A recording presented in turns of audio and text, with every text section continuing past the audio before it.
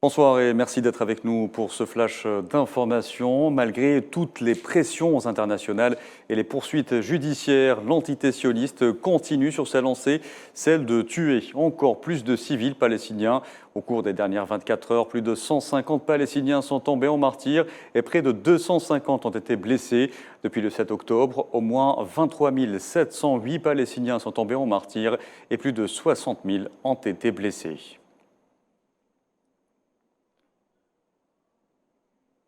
Et au 98e jour de ce génocide que le monde entier suit en direct, les forces de l'occupation sioniste continuent de pilonner le sud de la bande de Gaza.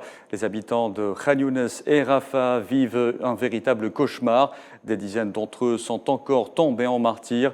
De nouveaux drames qui surviennent alors que l'entité sioniste a privé une fois de plus les habitants de la bande de Gaza de téléphone et d'Internet.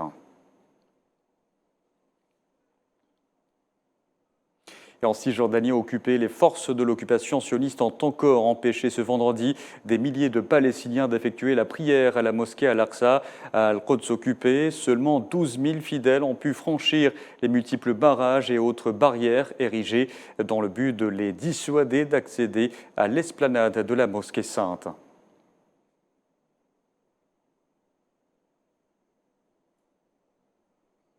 Et devant répondre des accusations de génocide formulées par Pretoria devant la Cour internationale de justice, l'entité sioniste a tenté de justifier ses crimes à La Haye au lendemain de plaidoiries historiques des avocats sud-africains.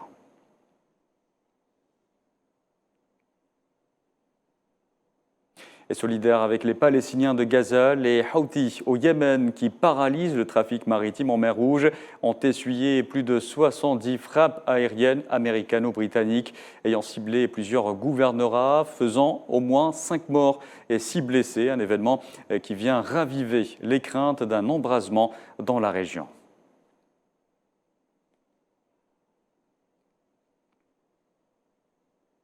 Et ce vendredi, des dizaines de milliers de personnes ont manifesté dans les rues de Sanaa pour protester contre les frappes américaines et britanniques contre les Houthis du Yémen.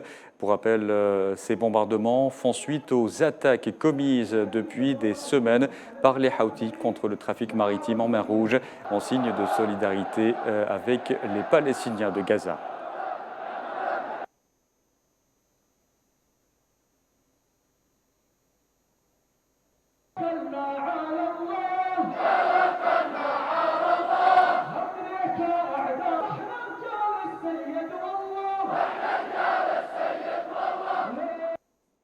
Enfin, au Soudan, moins 33 civils ont été tués hier à Khartoum, dont 23 dans des bombardements de l'armée de l'air sur un quartier du sud-est de la capitale. Selon un comité d'avocats déclenché le 15 avril, le conflit entre l'armée dirigée par le général Abdel Fattah al-Burhan et les forces de soutien rapide du général Mohamed Hamdan Daglo a fait plus de 12 000 morts et déplacé plus de 7 millions de personnes.